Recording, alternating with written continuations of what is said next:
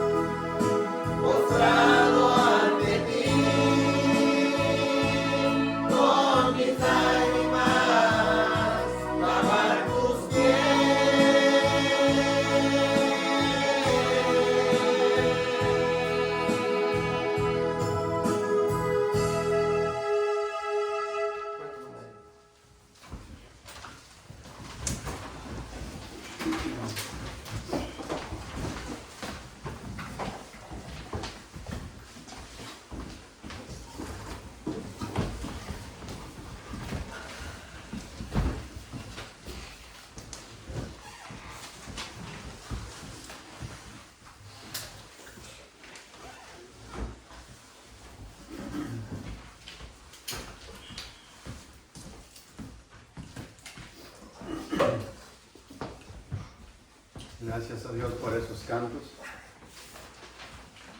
Yo pensaba que íbamos a estar menos, pero gracias a Dios estamos casi llenos. Somos bastante.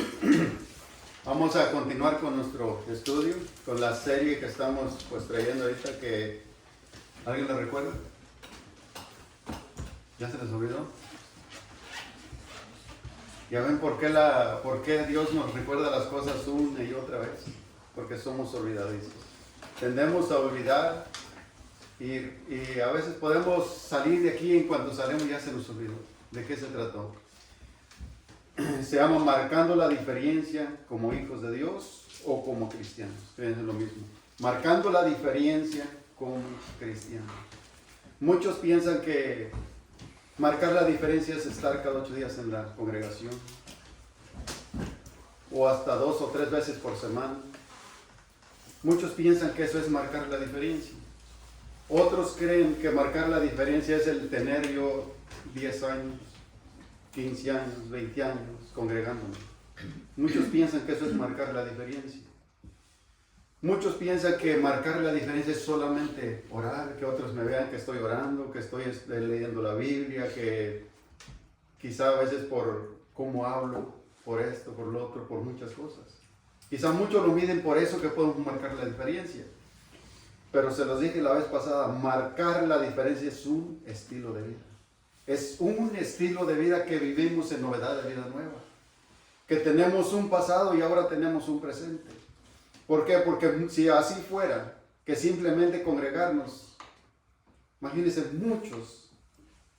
¿Cuántos creen que hay lugares donde se congregan más de 300 o 400 personas? Miles. Pero ahora, viendo en ellos, ¿quién de todos ellos marcará la diferencia como cristianos? ¿Quién vivirá como cristianos? Porque es fácil decir que marcamos la diferencia como cristianos, pero una cosa es marcarlo con nuestros hechos.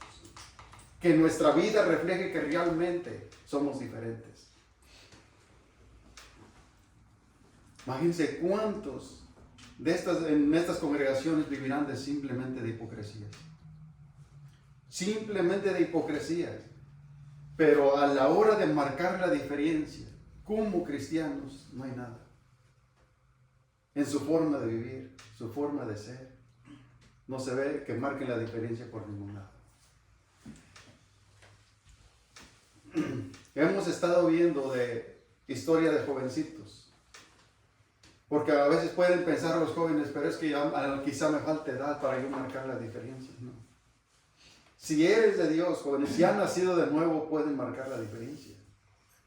No se necesita de 10 años, 15 años, 20 años, 30 años congregándome para poder ser diferente. Desde que Dios nos salva, desde ese momento tenemos que ir avanzando a ser diferentes. No podemos esperar 1 mes, 2 meses, 3 años, 4 años para empezar a ser diferente yo. No. Desde que nacimos de nuevo, el Espíritu Santo viene a morar en nosotros. Y es allí cuando podemos empezar a marcar la diferencia. Cuando sentimos que las cosas que hacía ayer, ahora son cosas que ya no deben de estar ahí. Allí es donde entra se me fue la palabra de la santificación. Donde entra la santificación, donde tenemos que irnos quitando todo aquello que estorbe nuestra relación con Dios.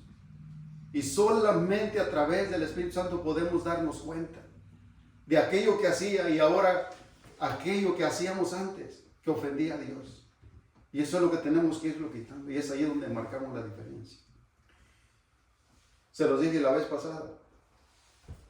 A lo mejor dicen, quisiera ser como el hermano, quisiera ser como el otro hermano, que yo lo veo que es diferente, cómo trata a su esposa, cómo trata a sus hijos. Yo quisiera ser como él. Pero si no han nacido de nuevo es imposible serlo. Se puede solamente al nacer de nuevo se puede marcar la diferencia. Vaya buscando Génesis. Estuvimos viendo la semana pasada la historia de José. Estuvimos viendo la historia de José, pero no terminamos ese estudio. Estuvimos viendo el trato que recibió con sus hermanos. Un trato que recibió, fue humillación, fue dolor para él. Cómo lo humillaron, cómo lo maltrataron. Pero a pesar de eso, él siguió marcando la diferencia, siendo un jovencito de 17 años, pero como él se mantuvo firme. Y vemos que después de que él fue vendido, cuando él llegó a Egipto, que fue vendido, él aún allí, él se mantuvo firme. Se mantuvo firme sin guardar rencor en contra de sus hermanos. Vaya buscando Génesis 42. Usted puede leer ahí la otra historia cuando él llegó a Egipto, cómo él fue en Egipto, pero es una de las cosas, cómo él se mantuvo firme en obediencia a Dios, cómo él marcó esa diferencia. Aunque hubo una mujer por ahí que lo quiso seducir, pero él marcó esa diferencia y él se mantuvo firme. Dice, ¿cómo yo voy a pecar en contra de mi Dios? Siendo él un jovencito. Hoy vamos a ver el reencuentro, cuando él se reencuentra con sus hermanos. Un reencuentro maravilloso que podemos ver aquí en Génesis 42, del 1 al 38. Lo voy a leer en la Nueva Traducción Viviente. Pero antes de esto hay un acontecimiento, usted lo puede leer porque si no nos llevaría bastantísimo tiempo en estarlo viendo todo eso. Dice así, cuando Jacob oyó que había grano en Egipto, les dijo a sus hijos, ¿por qué estáis ahí sin hacer nada, mirándose unos a otros? Recordemos que vino una gran escasez de alimento. Hubo una gran escasez de alimento y este fue Ustedes pueden leer toda la historia antes, porque para leerlo todo sería bastante. Pero hubo una gran escasez de alimento allí, donde se escaseó por todos lugares. Únicamente en Egipto había grano, había alimento. Entonces Jacob le dice a sus hijos, bueno, pero ¿qué están haciendo allá? Hay que hacer algo. Hay que hacer algo. Yo he escuchado que en Egipto hay alimento. Hay que ir a buscar alimento. Y es donde surge este reencuentro con José. Dice el 2. He oído que hay grano en Egipto. Desciendan a Egipto a comprar suficiente grano para que sigamos con vida. Y de no ser así, moriremos. Entonces los 10 hermanos mayores de José descendieron a Egipto a comprar grano. Pero Jacob no dejó que el hermano menor de José, Benjamín, fuera con ellos, por temor a que le pudiera sufrir algún daño. Así que los hijos de Jacob llegaron a Egipto, junto con otras personas para comprar alimento, porque el hambre también había llegado a Canaán. Como José era gobernador de Egipto y estaba encargado de vender el grano a todas las personas, sus hermanos tuvieron que acudir a él. Cuando llegaron, se inclinaron delante de él, con el rostro en tierra. José reconoció a sus hermanos enseguida, pero fingió no conocerlos y les habló con dureza. ¿Ustedes de dónde vienen?, les preguntó. De la tierra de Canaán, contestaron, venimos a comprar alimento. Fíjese una de las cosas aquí. Ya había pasado bastante tiempo. Más o menos se estima que aquí José ya tenía alrededor más o menos de algunos 39 años. Más o menos, por ahí andaba ya en esa edad. Más o menos unos 39 años de edad. Entonces José al verlos, los reconoce al instante.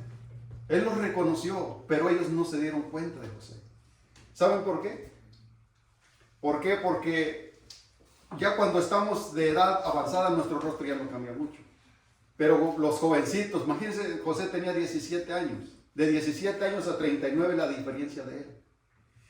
Aquí José ya pues era, fíjese, otra de las cosas, había prosperado mucho.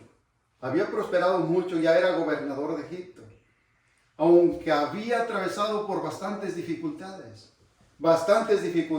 para poder llegar hasta aquí. Lo que él tuvo que atravesar para poder llegar hasta el puesto donde él se encontraba en ese momento.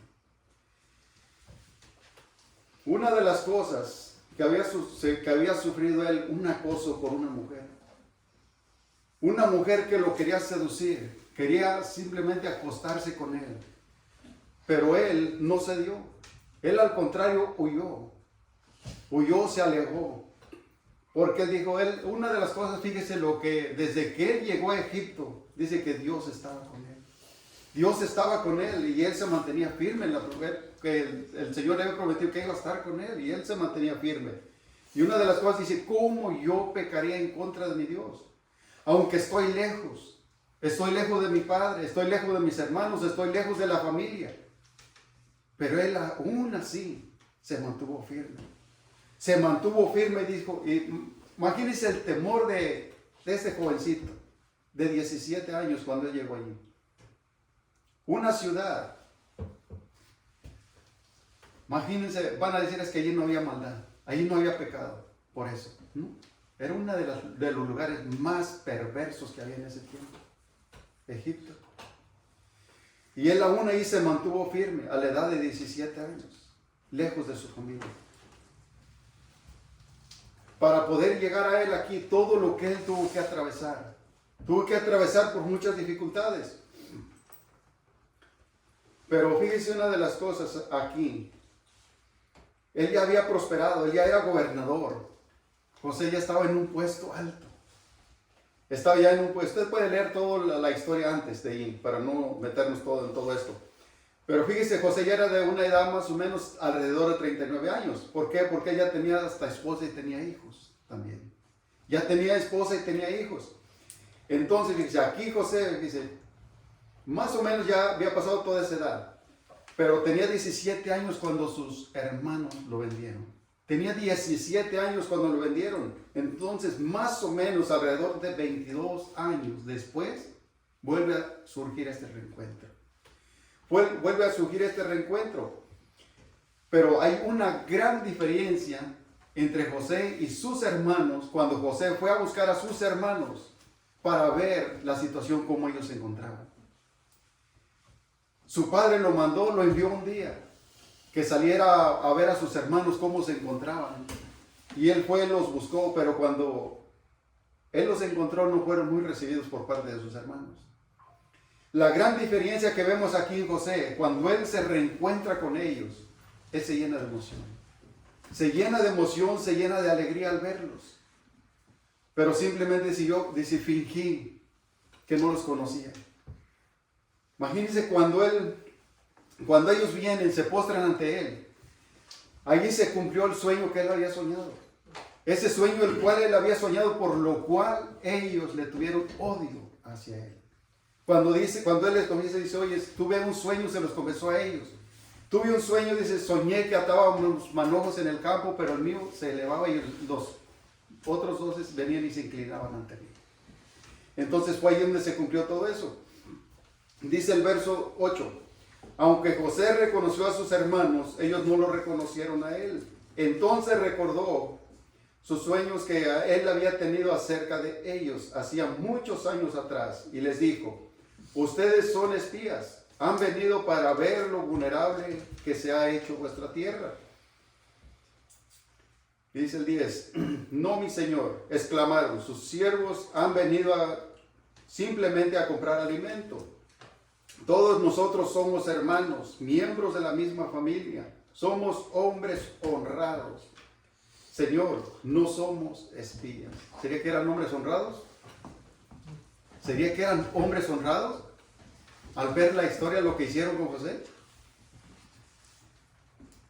Dice el 12. Sí lo son, insistió José. Han venido para ver lo vulnerable que se ha hecho vuestra tierra. El 13, Señor, dijeron ellos, en realidad somos 12 en total, somos sus siervos, como somos todos hermanos, hijos de un hombre que vive en la tierra de Canaán. Nuestro hermano menor quedó con nuestro padre y uno de nuestros hermanos ya no está con nosotros. Pero por ninguna parte ellos reconocen lo que ellos hicieron. Ellos dicen, ya no está con nosotros, el hermano menor ya no está con nosotros, no aparece. Pero ellos nunca dicen, ¿saben qué? Lo que ellos hicieron. Nunca reconocieron lo que ellos hicieron. Dice el 14, pero José insistió, como dije, ustedes son espías, vosotros a comprar, y voy a comprobar su historia de la siguiente manera.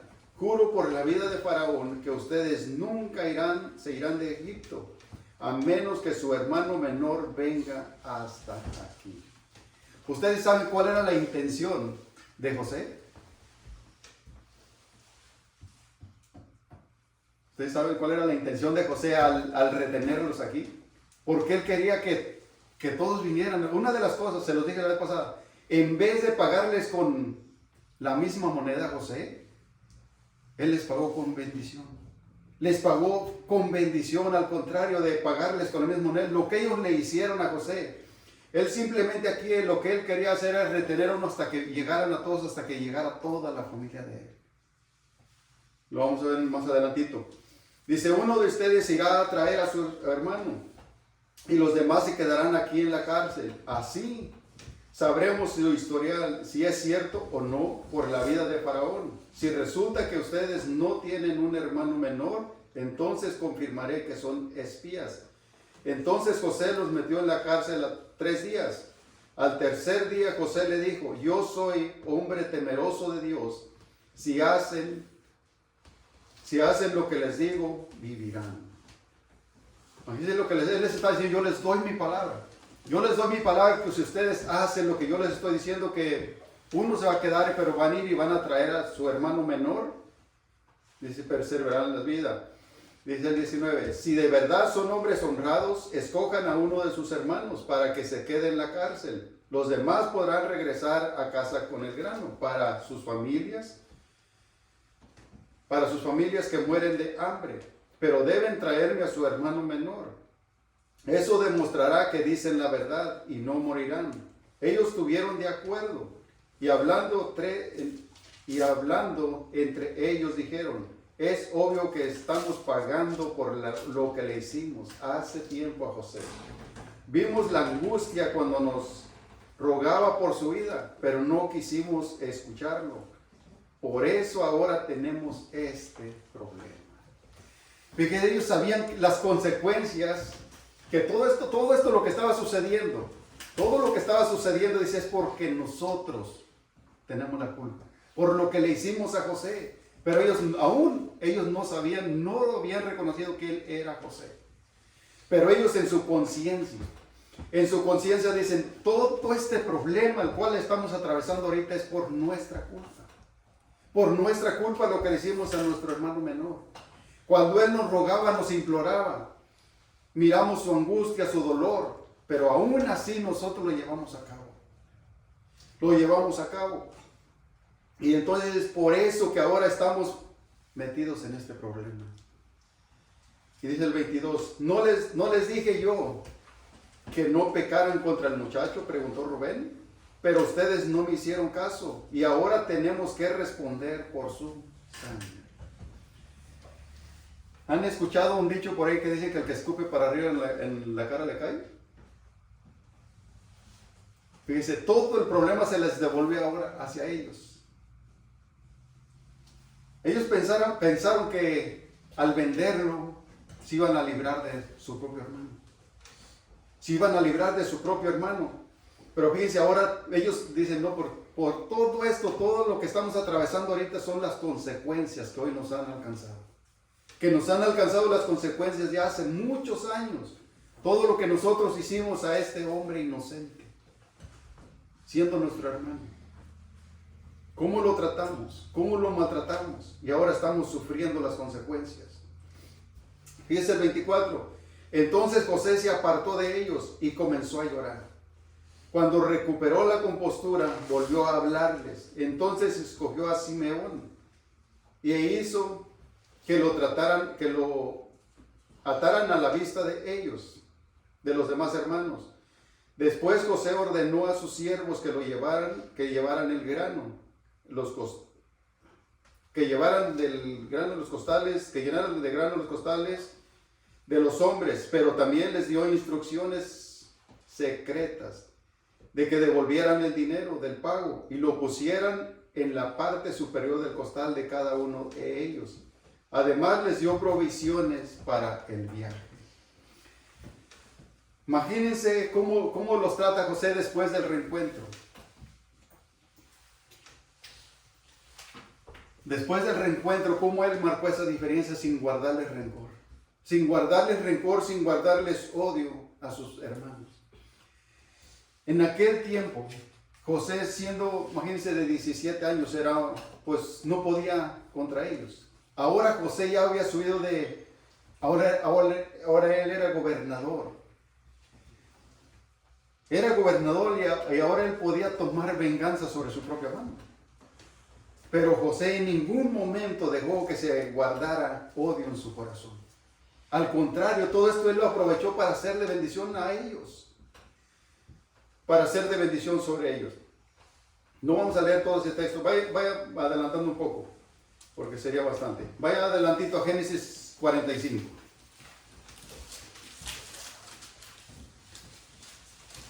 Usted puede leer toda la historia ahí también de los otros, cuando regresa Benjamín, cuando regresan con el hermano menor, cuando regresan con él y entonces fíjese lo maravilloso de todo esto, cuando él ve a su hermano menor, cuando lo ve, lo que él hace, lo abraza, dice. Lo abraza, primero les prepara, le dice al mayordomo, ¿sabes qué? Prepara un alimento. Prepara comida porque hoy yo comeré con ellos. Comeré con ellos. Después de eso José sintió pues emoción al verlos, al estar junto con ellos, al estar conviviendo con ellos. Dice que lloró. Se fue, o sea, lloraba, dice que fuerte. Que todos se dieron cuenta a su alrededor. Entonces él le confiesa y le dice, yo soy su hermano. Pero fíjense lo maravilloso de todo esto, como él, en vez de estar enojado con ellos, en vez de tener odio contra ellos, de todo lo que ellos le hicieron, él prepara alimento para ellos. Prepara alimento para ellos, les da de comer y todo ello. Pero fíjese una de las cosas, cuando le dice al mayordomo, si llévalos a la casa, él los llevó a su casa de él, de José, y ellos tuvieron temor. Decían, entre ellos decían, será por el dinero que nos devolvieron en nuestros costales. ¿Será por eso que hoy nos están llevando a su casa? Dice, una de las cosas tuvieron temor. Dice, será por ese dinero que en la primera vez, cuando vinimos a comprar alimentos, nos lo pusieron de regreso en nuestros costales. Y entonces ellos tuvieron ese temor. Ellos pensaron que era una trampa que les iban a tender. Pensaron que era una trampa que les iban a atender y los iban a tomar como esclavos, como siervos. Y fíjese lo que dice en el verso 1 del 45:1. Dice, José ya no pudo contenerse. Había mucha gente en la sala y les dijo a sus asistentes, salgan todos de aquí. Así que estuvo a solas con sus hermanos en el momento de decirles quién era. Entonces perdió el control y se echó a llorar. Lloraba con tanta fuerza que los egipcios podían oírlo. Y la noticia pronto llegó hasta el palacio del faraón. Fíjese lo maravilloso aquí en el verso 3. Dice, soy José, dijo a sus hermanos. Imagínense el momento en cuando él les confiesa quién era. Cómo se les recorrió toda su memoria hasta atrás. A todo lo que ellos le habían causado. Todo el dolor, todo el sufrimiento. Imagínense, pónganse a pensar por un momento. Ver la angustia de José cuando lo estaban maltratando. Ahora, cuando él les dice, ahora yo soy José. Yo soy aquel hombrecito, aquel su hermano al cual ustedes vendieron. Ahora imagínense cómo ellos reaccionaron. Dice, se quedaron mudos. Se quedaron mudos, no pudieron decir nada. Dice, yo soy José, dijo a sus hermanos. ¿Vive mi padre todavía? La pregunta que él les hace. Rápido. Pero sus hermanos se quedaron mudos. Estaban atónitos al darse cuenta que tenían a José frente a ellos. Ahora ya no a José como al indefenso, que no podía defenderse, sino ahora a José como el gobernador. Más imagínense la situación hasta quedaron sin palabras, sin poder decir nada. Dice el 4. Por favor, acérquense, les dijo. Entonces ellos se acercaron a él. Volvió a decirles: soy José, su hermano, a quien ustedes vendieron como esclavo a Egipto. Imagínense, él se los vuelve a repetir, porque yo pienso que por un momento se quedaron: ¿Cómo puede ser posible esto? Por un momento. Pero fíjense el versículo: pero no se inquieten, ni se enojen con ustedes mismos por haberme vendido. Fue Dios quien me envió a este lugar antes que ustedes, a fin de preservarles la vida. Imagínense lo maravilloso de todo esto. ¿Cómo marcó esa diferencia José aquí? Sin guardar rencor, sin guardar nada en contra de ellos. Al contrario, dice: Dios me envió para yo preservarles la vida. Yo soy el que ahorita tengo en mi autoridad todo el alimento. Imagínense, yo me pongo a pensar en las congregaciones. Hay muchos en tus propios hermanos que no se pueden ni ver, que no se pueden ni hablar. Y a veces uno les pregunta ¿por qué? Por lo que me hizo tantos años atrás. Por lo que me hizo hace 15 años. Hace 10 años atrás.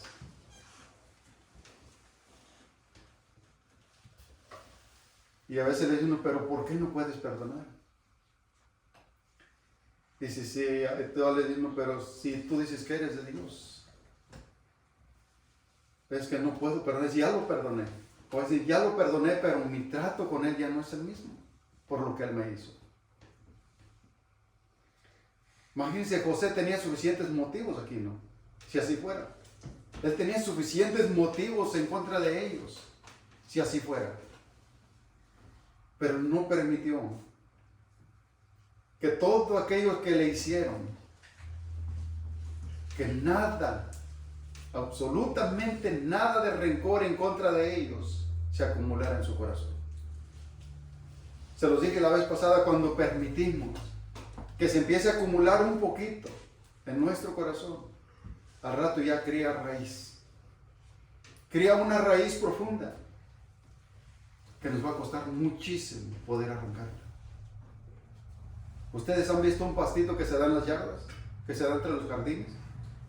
Un pastito que es pura raíz. Que a veces trata uno de eliminarlo, de sacarlo todo. Pero si simplemente lo sacamos y lo ponemos otra vez en la tierra ahí mismo, ¿saben que vuelve a profundizar su raíz otra vez? Lo único que se tiene que hacer con ese pastito es sacarlo lejos, fuera, lejos, en un lugar donde no toque nada de tierra. Porque si vuelve a tocar otra vez tierra, vuelve a crear su raíz. De la misma manera tenemos que hacer nosotros. Cuando empezamos a sentir que algo se empieza a acumular en nuestro corazón, tenemos que arrancarlo. Tenemos que arrancarlo antes de que empiece a crear raíz. Arrancarlo y ponerlo lejos. En un lugar donde no pueda regresar a nuestro corazón. Donde no pueda regresar. Y dice el 6. El hambre que ha azotado la tierra estos 2 últimos años dura otros 5 años más. Y no habrá ni siembra ni siega. Dios me hizo llegar antes que ustedes para salvarles la vida a ustedes y a su familia y preservar la vida de muchos más. Por lo tanto, fue Dios quien me envió a este lugar y no ustedes. Y fue Él quien me hizo consejero del faraón, administrador de todo su palacio y gobernador de todo Egipto. Ustedes pueden leer allí cuando él llegó a Egipto. Pueden leerlo todo allí, cómo es que él pudo llegar hasta gobernador. Porque aquí nomás estamos sacando ciertas partes. Porque pueden decir: ¿y cómo es que sucedió todo esto? ¿En cuánto tiempo sucedió? ¿Y cómo? Ustedes pueden leer toda la historia ahí porque se nos llevaría bastante tiempo. Pero una de las cosas, lo maravilloso de todo esto, que vemos aquí el temor de Dios en su corazón. Vemos que cuando él estaba en la cárcel, dice que todo prosperaba porque Dios estaba con él. todo prosperaba, porque Dios estaba con él. Una de las cosas cuando él estaba encarcelado, ¿cómo es que llegó a Faraón? Dice que el copero y el jefe de los panaderos fueron encarcelados también. En cuanto ellos estaban ahí, ellos tuvieron un sueño. Tuvieron ese sueño, se lo comenzaron a José. Y José les descifró su sueño. Les dice el rey el copero, dice tú, o sea, el copero vas a regresar, dice, van a levantar tu orden, vas a regresar al cabo de 3 días. Vas a regresar, pero dice, acuérdate de mí. Cuando ya estés con Faraón, dice, acuérdate de mí, dice, hazle mención de mí, dice. Pero ya cuando él se vuelve a recuperar su trabajo, que ya servirle las copas al rey, se olvidó de José. Se olvidó de José. Y el otro, pues, lo mataron. El otro lo mataron, pero ya hubo un tiempo, más o menos alrededor de 1 año y medio, por ahí creo, parece ser. Entonces Faraón tuvo un sueño. Tuvo un sueño, pero no había quien se lo interpretara. Y entonces el copero se recordó, dice, en la cárcel estaba uno. Allí en la cárcel estaba uno, dice que él sabía descifrar los sueños, dice. Sabía interpretar los sueños. Entonces Faraón mandó por él. Y entonces le interpretó el sueño a Faraón. Dice, va a venir 7 años de abundancia y 7 años de escaseces. Dice, ahora mi rey, dice, búsquese de alguien de confianza, dice, y póngalo a cargo de ello, que él pueda, pues, en otras palabras, pueda ser buen administrador. Que administre de ahorita que estamos en abundancia para cuando venga la escasez. Y Faraón dice, ¿quién mejor que tú? ¿Quién mejor que tú para ocupar este lugar? Imagínense lo bonito y lo maravilloso de José. Se los dije la vez pasada, cuando hay temor hacia Dios, cuando respetamos a Dios, Dios bendice nuestras vidas. Dios trae bendición a nuestras vidas. Pasó con Daniel, pasó con los amigos de Daniel. Y ahora lo vemos en la historia de José. Lo vemos en la historia de José, cómo él marcó esa diferencia. Y el temor de Dios en su corazón. Dice el 11. Allí, bueno, el 10. No, ya está, me fui muy adelante. El 9. ¿El 9? Ok.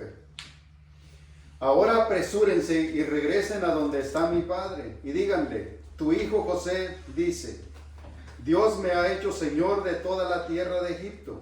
Así que ven a verme y de inmediato. Ven a verme y de inmediato. Podrás vivir en la región de Gosén, donde estarás cerca de mí, junto con tus hijos y tus nietos y tus rebaños, y tus manadas y todas tus posesiones. El 11. Allí te cuidaré, porque aún quedan 5 años de hambre. Y de lo contrario, tú, los de tu casa y todos tus animales morirán de hambre. Miren, agregó José, pueden comprobarlo con sus propios ojos. También pueden hacerlo mi hermano Benjamín.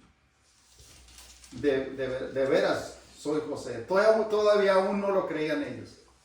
Todavía no lo creían. Yo pienso que ustedes han recibido a veces una noticia que nos toma de impresión. Que a veces nomás así, pues se queda uno como, ¿cómo? Que hasta dice uno, pues deja pellizcarme si es que estoy despierto o estoy soñando. Yo pienso que la situación pasó más o menos parecida con ellos. Dice, pueden tocarme, dice. Pueden tocar, pueden verme, yo soy. Yo soy aún, entonces no lo entendían ellos que él fuera.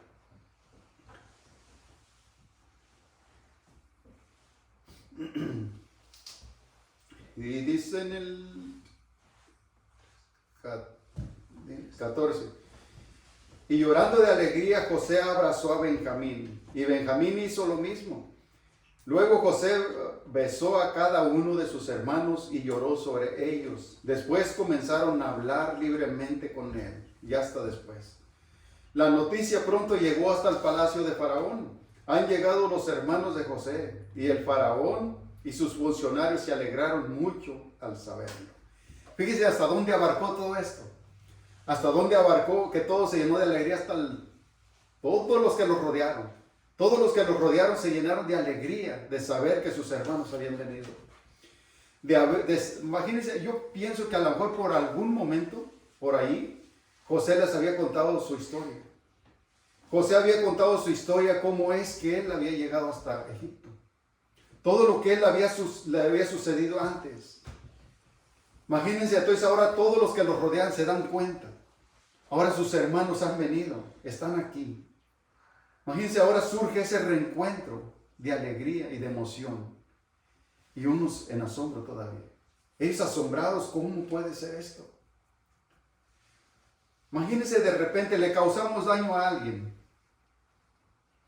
¿Usted no le ha pasado que a veces le causamos mal a alguien?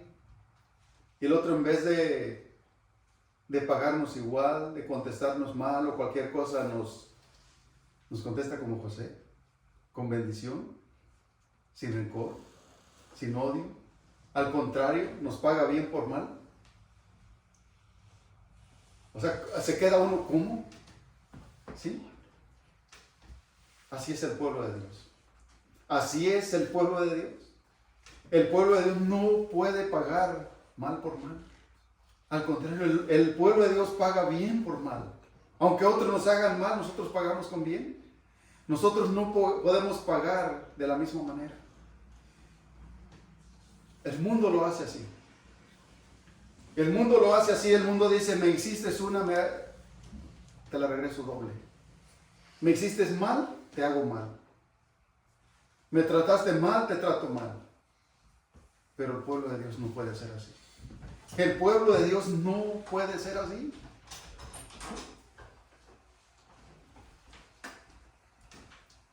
Dice el 18. Luego vayan a buscar a su padre y a sus familias y vuelvan aquí. Yo les daré lo mejor de la tierra de Egipto y comerán de lo mejor que está en la tierra, que la tierra produce. Después el faraón le dijo a José, diles a tus hermanos, llevad carros a Egipto para transportar a sus niños y a sus esposas y traigan a su padre aquí. No se preocupen por los bienes personales, pues lo mejor de la tierra de Egipto será para ustedes. Imagínense esta historia. A pesar de cómo lo trataron, y ahora ya hay una bendición grandísima aquí. Lo que está diciendo, no se preocupen ni de sus bienes materiales que ustedes tienen. Aquí se les irá a dar de lo mejor que produce esta tierra. Se les dará lo mejor, se les dará de lo mejor que produce la tierra. Dice, así que los hijos de Jacob hicieron lo que se les dijo. José les proporcionó carros tal como el faraón había ordenado y les dio provisión para el viaje.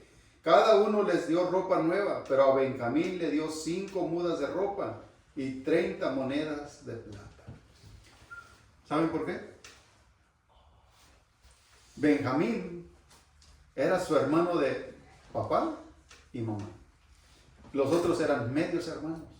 Entonces José le tenía un afecto mucho más grande a Benjamín, por ser su hermano o hermano de papá y mamá. Los otros eran medios hermanos. Y dice, aquí le dio, pues, ¿cuántos pares de ropa más? Más que a los demás. Dice en el 24, entonces José se despidió a sus hermanos. Y cuando se iban les dijo, no se peleen por esto en el camino. ¿Por qué? ¿Por qué iba a empezar la discusión? Es obvio, cuando algo sucede, se empieza a culpar unos a otros. Se empiezan a culpar unos a otros de... Imagínense si a veces entre 2 o 3 hermanos sucede. Entre 2 o 3 hermanos sucede mucho esto. De que se empieza a culpar uno al otro, es que tú tuviste la culpa. Si tú me hubieras escuchado, no lo hubiéramos hecho. Imagínense ahora, ¿cuántos hermanos? 11. ¿Cuántos hermanos allí? Entonces, fíjense, entre todos ellos iban a empezar a discutir. Es que tú fuiste el culpable y por eso ahora tuvimos que pasar toda esta vergüenza. Tuvimos que pasar toda esta vergüenza, todo lo que ustedes hicieron, culpando a los demás, pero sin reconocer quién fue el culpable. Dice, y ellos salieron a Egipto y regresaron donde vivía su padre Jacob, a la tierra de Canaán. José todavía vive, le dijeron a su padre, y es gobernador de toda la tierra de Egipto. Jacob se quedó atónito al oír la noticia y no lo podía creer. ¿Por qué? Porque le habían hecho creer que una mala bestia lo había devorado, ¿no? Cuando le quitaron su túnica, degollaron una ovejita, la mancharon de sangre para decirle a su padre. Imagínense el corazón de unos hijos así. El corazón de estos hijos, sin sentir nada de amor por su propio padre. Lo que ellos hicieron, regresaron a esa túnica llena, manchada de sangre, y ahora le dicen a su padre, él ha muerto. Y ellos sabiendo la verdad, lo que ellos hicieron, pero sin querer reconocerlo ante su padre.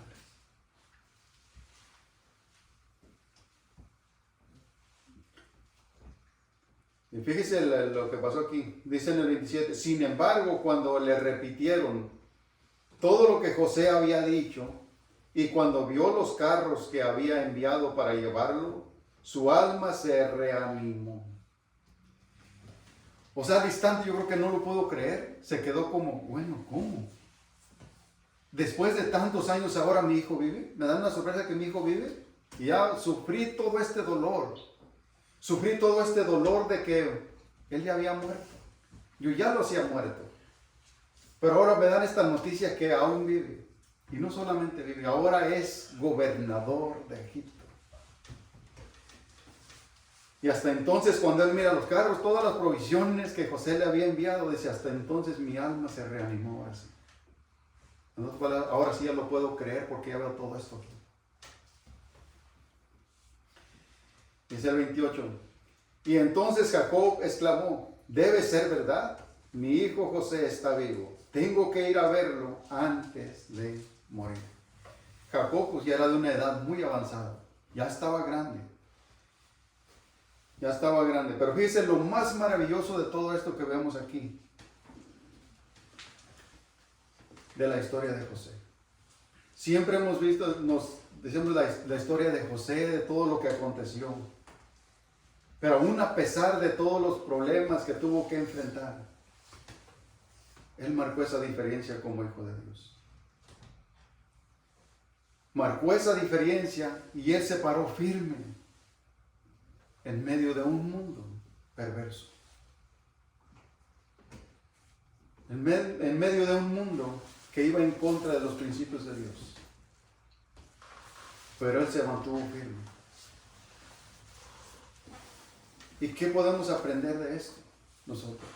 ¿Cómo nosotros podemos marcar esa diferencia también? Nosotros vivimos al igual que él. En un mundo que le ha dado la espalda a Dios. Un mundo que vive entregado a las lascivias, idolatrías, a todo lo que ofrece este mundo. Pero nosotros tenemos que marcar esa diferencia como pueblo de Dios. Ser la luz, ser nosotros los que alumbren, los que marquemos esa diferencia. Que no solamente digamos que somos cristianos, que vivamos como cristianos. Que marquemos esa diferencia como el pueblo de Dios. Tenemos tantos ejemplos de hombres que se mantuvieron firmes, que hicieron una diferencia, que nunca lo anunciaron que eran simplemente cristianos, sino que anunciaron con sus hechos, con su vida mostraron que realmente eran pueblo de Dios.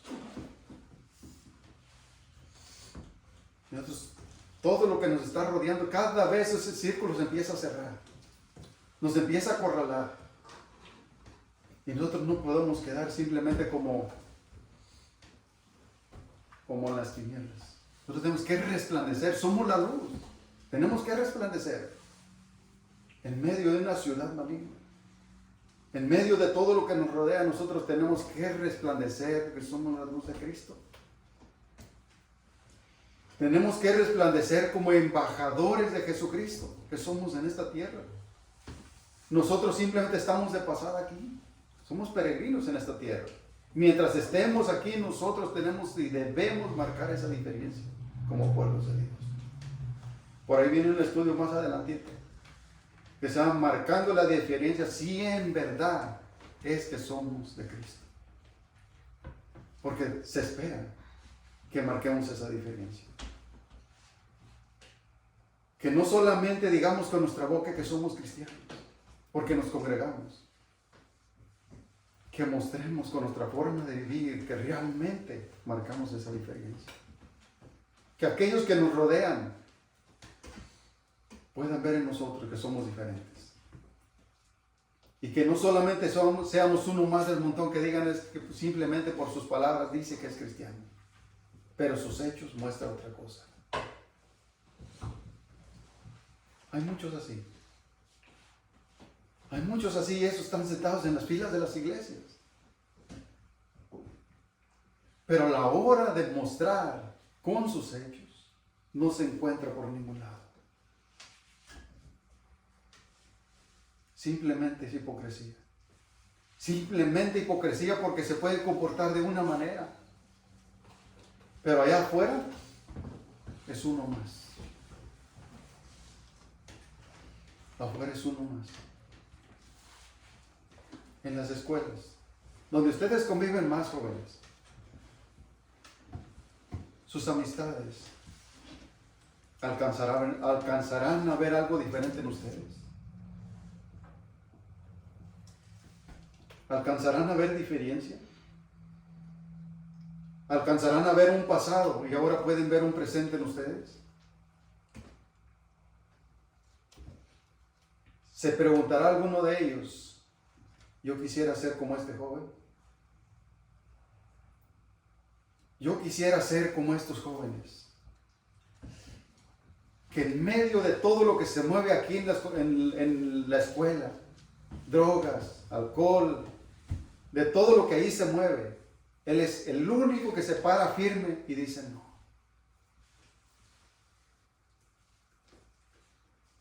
¿Dirán eso de ustedes? ¿O serán la oscuridad? ¿Serán las tinieblas que se mueven en las escuelas? Que simplemente es hipocresía que pueden estar sentados aquí viernes, domingos, pero saliendo de aquí viven en la oscuridad. Alumbra la luz de Jesucristo en sus vidas. ¿Qué hay en sus vidas?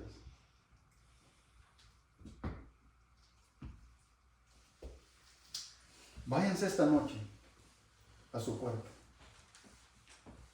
Váyanse esta noche a su cuarto. Platiquen con el Señor. Póstrense ante Él. Y díganle una cosa. Que les muestre en su vida si realmente llevan la luz de Jesucristo donde quiera que van. O hay pura oscuridad. Sean sinceros. Vayan ante Él. Y díganle que les muestre qué hay en cada uno de nosotros, qué hay en nuestro corazón. Si estamos marcando la diferencia o simplemente son palabras. Que no estemos aquí solamente cada 8 días, pero que nuestra vida no cambie para nada. Que cada día nos esforcemos por ser mejores, por ser buenos representantes de Jesucristo en esta tierra. Nosotros no somos eternos en esta tierra. Se los dije en la introducción, las cosas cambian en un ratito para otro. Puede ser que nos toque rendir cuentas mañana, o puede ser que sea hoy esta misma noche.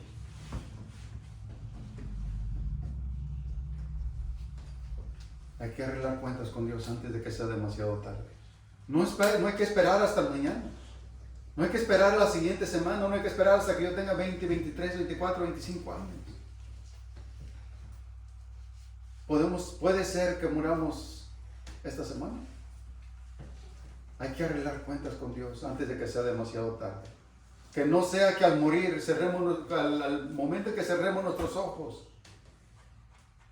y que despertemos enfrente de Él y que nos diga, ¿sabes qué? No te conozco. Pero que tú le digas, yo soy el que me congregaba los viernes, los domingos en la iglesita de Eden. Pero que el Señor te diga, no te conozco, no sé quién eres. Tú pensaste que eras luz, pero siempre fuiste oscuridad. Nunca marcaste una diferencia como mi hijo. Simplemente viviste engañado.